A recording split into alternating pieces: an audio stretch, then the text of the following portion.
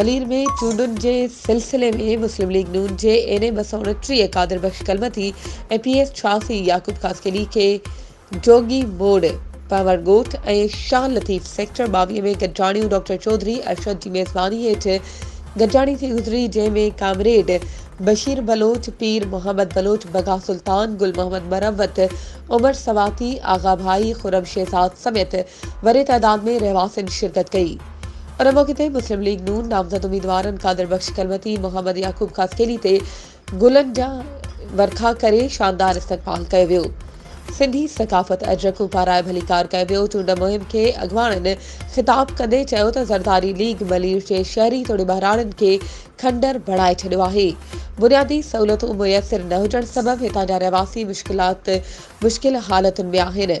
Road sewerage निज़ाम तबाह थी धरम भरम थी वियो आहे। बुनियादी मसइलनि में फासाए अवाम खे ज़हनी मरीज़ बणाइण जी कोशिश कई वई आहे।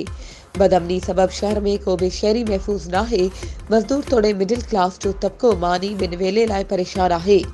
मुस्लिम लीग नून नवाज़ शरीफ़ आख़िरी उम्मीद आहे। 8 फ़रवरी ते अवाम शींहं जे निशान ते ठपो हणी नवाज़ शरीफ़ खे वज़ीर आज़म बणाईंदो। जल्द में मलीर में हक़ीक़ी तरक्की जे सफ़र जो आगाज़ कयो वेंदो।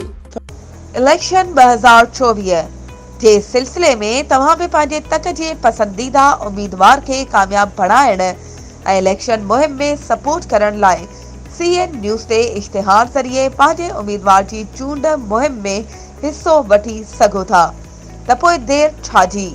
हाणे असां सां राब्तो करियो ऐं पंहिंजे इश्तिहार CN न्यूज़ नेटवर्क ते बुक करायो।